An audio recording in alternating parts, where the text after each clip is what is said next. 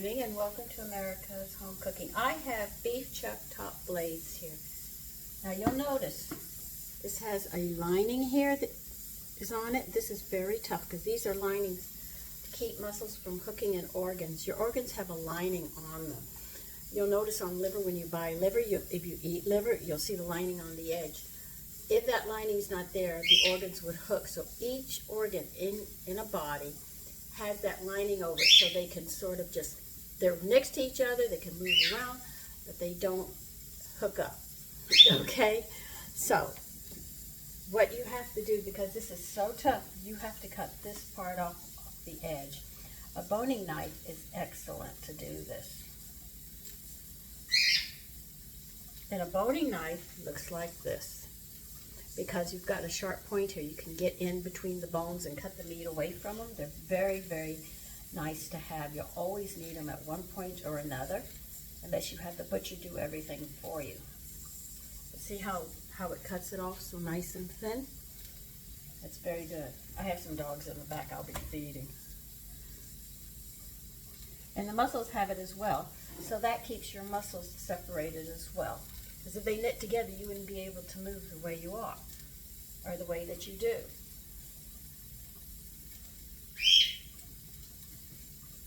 Now there's plenty, though these are small, there's plenty of protein on them because, remember what I told you, 25 grams is in 3 ounces of meat. And if you want, we'll weigh this out and see how much one of these weigh, and you can see how the protein works. And see? It's got all that in there too. You see how all these muscles work.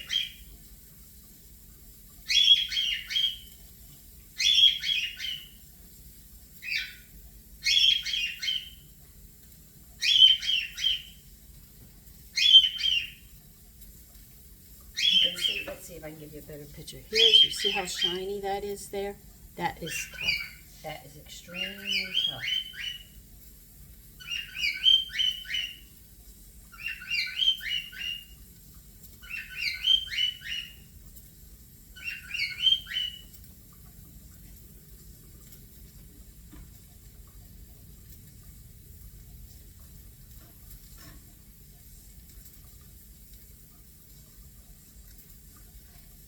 Now I tell you that I don't use white rice. I've never lied to you. I just don't unless I'm making rice pudding. Other than that, you're just not going to see me with rice. Now, I cooked this the other day. And this is parboiled. Now, you know, parboiled has a great color to it. But I cooked it in whey, and it made it white. So, if you use a stock, your rice will be dark. Just different ways of doing it. Now I am going to cook this in this butter that has the whiskey butter. I think these steaks will go excellent with it, but right now I have to wait for my pressure canner to come down to 0 so I can take the whey out that I just canned. Okay, so you're going to have to wait a bit. Okay, that Jack Daniel's butter, I melted it and then I poured it over these steaks and I added extra pepper to it.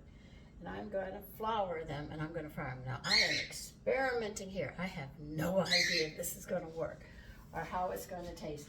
That's what I'm doing. But you know, you braise stew beef, right? And you flour it, you add salt and pepper, and then you flour it. So I figured, since this smells so good, why can't I do this?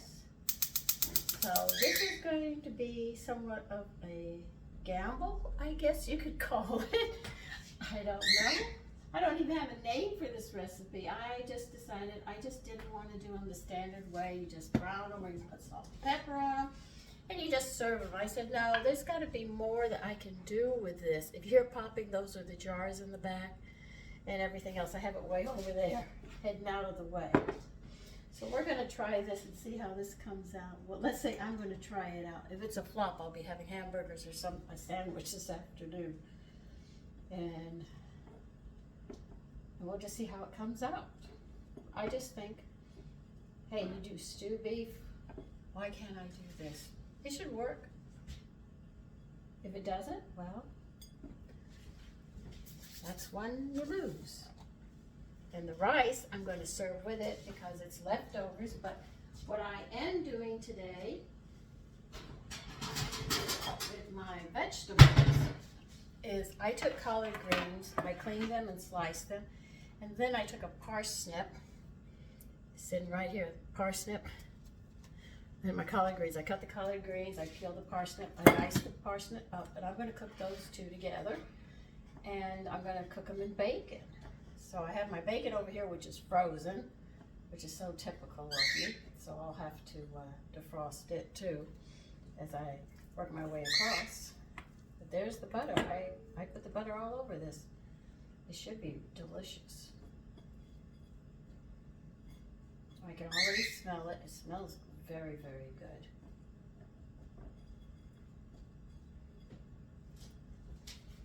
So like I tell you, I'll experiment in the kitchen. I get some real flops. Like that lady's gonna take that pear custard tart and she is gonna put nectarines in. She told me she's gonna put nectarines in. I look forward to her telling me how good that is. And if you wish to send me a picture of something you've done, I have a Facebook, America's Home Cooking, where you can post your pictures there if you can't get them on YouTube, because I would love to see what you've done with these recipes. And you will find it there. You might have to join to be a member.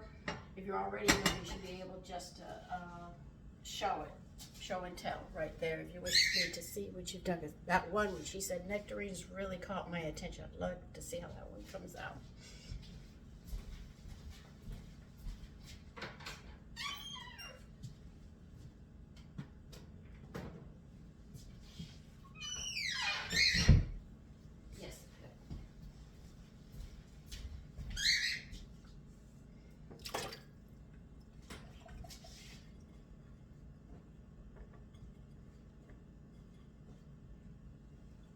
So you can see when you use whey, if you use parboil, you'll notice that it turns white, though it's not white.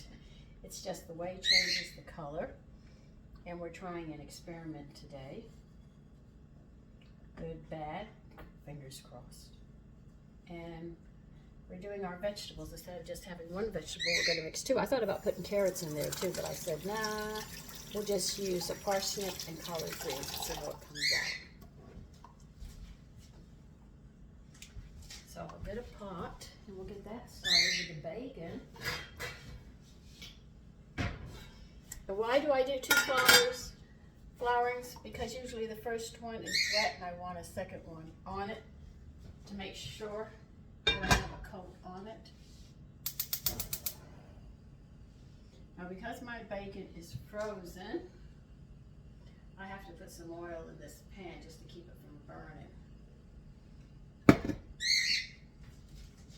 Now, am I going to make a gravy with these? I have no idea as of yet. This is going to take a while for these to break down. So I'll put the lid on them and let them start cooking. When you have frozen bacon and you don't have time for it to defrost, I have time, it's just that I always forget until the last minute. What you do is put your flame on low, put some oil in it, put your frozen bacon in there, put the lid on it, and that will slowly defrost them to where you can sit there and start cooking them.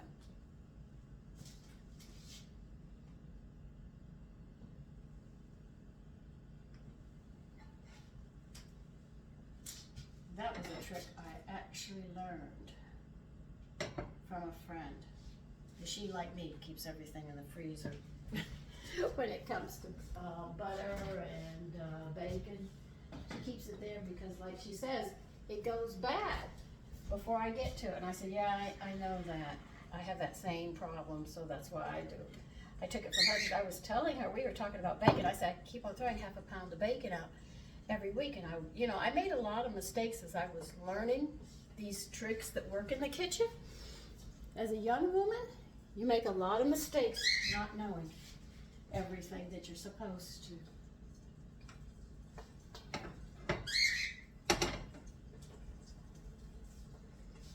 Yeah, put a little more on, what the heck. What I'm going to do with it, I don't even know if it's going to work. I'm going to find out.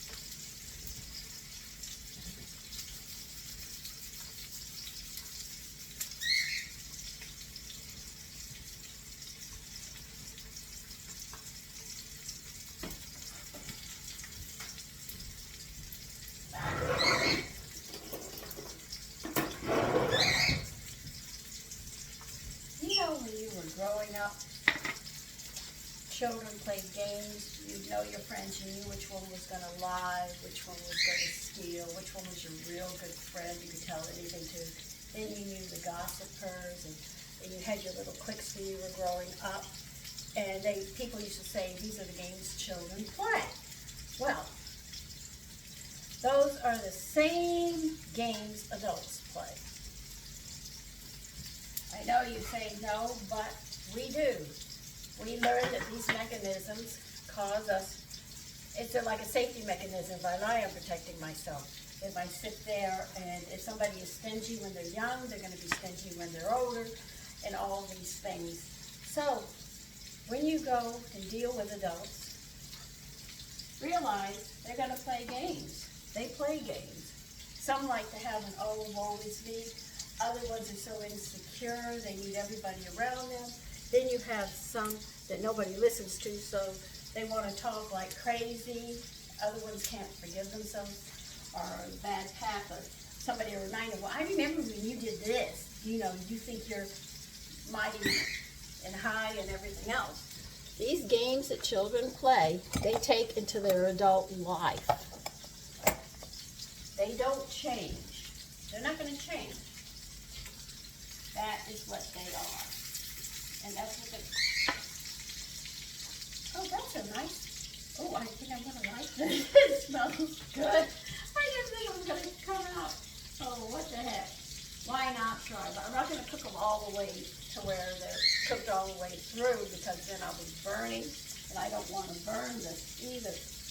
But this goes on in life, so when you deal with people, observe their character. I know my friends, and I know their weaknesses. Matter of fact, I didn't have many friends growing up. I could name every last one on my finger, on one hand, and I didn't have them all together. They were individual. They'd come in and out of the small town where I grew up. And I know them inside out.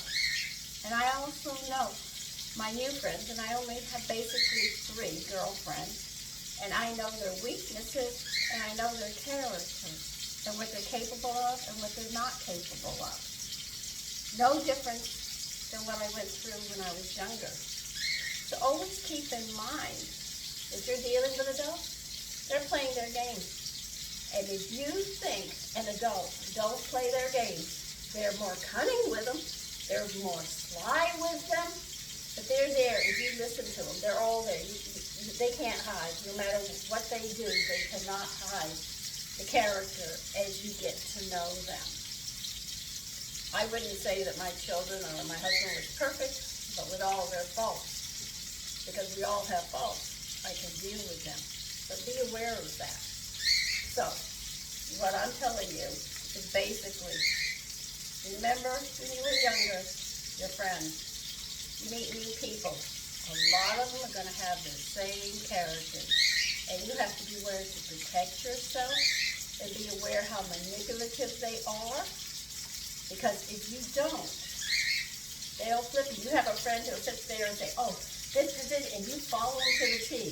I got whipped many a time for doing that. I learned not to follow people anymore. I got tired of being whipped all the time. They always had these great ideas. You have to think for yourself. Really have to think for yourself and think carefully, and don't put your greed or putting somebody down or anything. You think for you without hurting anybody else, because today's society is throwing a whole lot of people at you, and I don't think we were meant to deal with that many people at one shot. I could see, yes, a few. This really smells good, you know? But anyway, please remember, as children play, adults play, and it's a dangerous game out there, because their games aren't just fighting you. They will kill you. They will bring you down. They will say things behind your back, and you thought that was just in school. It's today as well. Somebody will pat you on the shoulder and say, you're my best friend, and the first chance they get, they'll throw you to the gutter. You have to be very, very careful with people. You have to care for yourself, and remember that. Oh, these look so good. I'm definitely going to show you these. But anyway, I'm going to continue frying. I'm going to show you when they're done. Okay?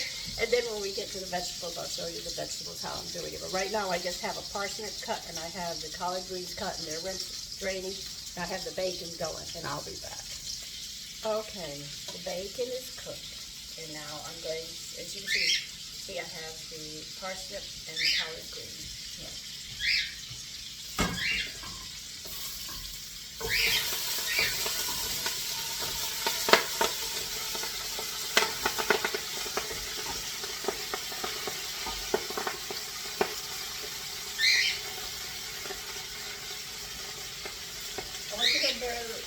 Turn it around so the greens get coated with the bacon fat and oil. It helps to hold their color so your greens aren't so pale.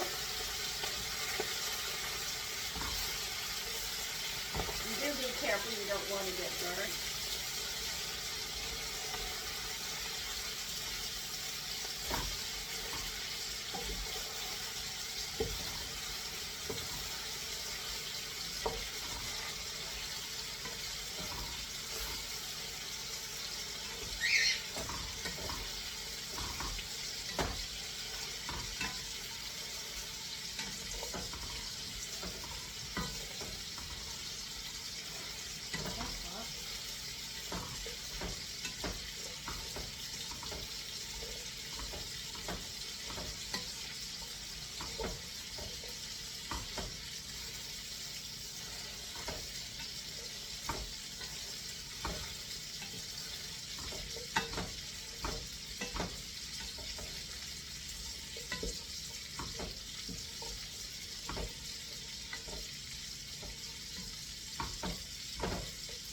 You'll notice they diminish in size as they get coated with the oil and they start to wilt stuff.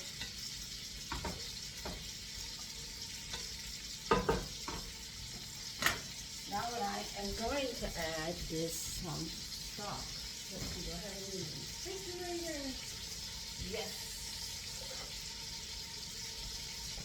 This is potato, water, and whey. Some of these bowls is pretty full.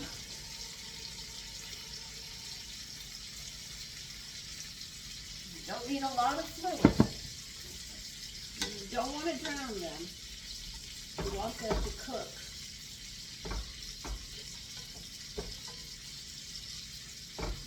And a little more, and that's going to be good.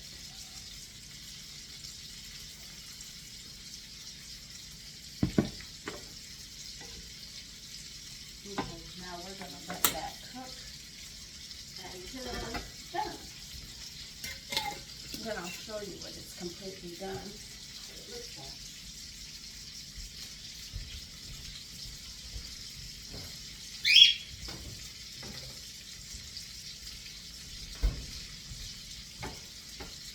Another thing that I like to do is take cottage cheese and the canned fruit that I've canned and make a fruit cocktail with my canned fruit served over homemade cottage cheese. My family loves that on a nice summer day, which I'll probably show you how I do it. These smell so good. Well, anyway, when the greens are done, I'll show you. Now my vegetables started boiling. Now when I go to test them after a time, I stick it into the stem and turn my knife, and if it fries apart easy, they're done. I don't test the greens, I test those stems. And find a thick stem, because that'll be the one that gives the telltale signs. And for the parsnip, well, after I get the greens done, I'll check the parsnip and stab them and see if they're done. Okay, the vegetables are done.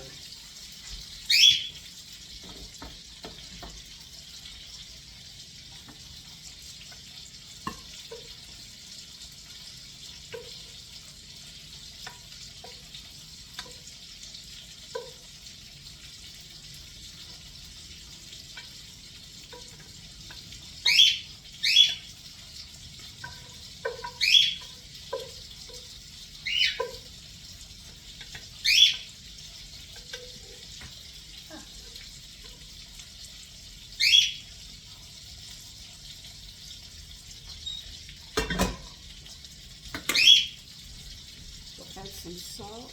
Oh, my salt's over here. And then I'll bring it up close so you can see it.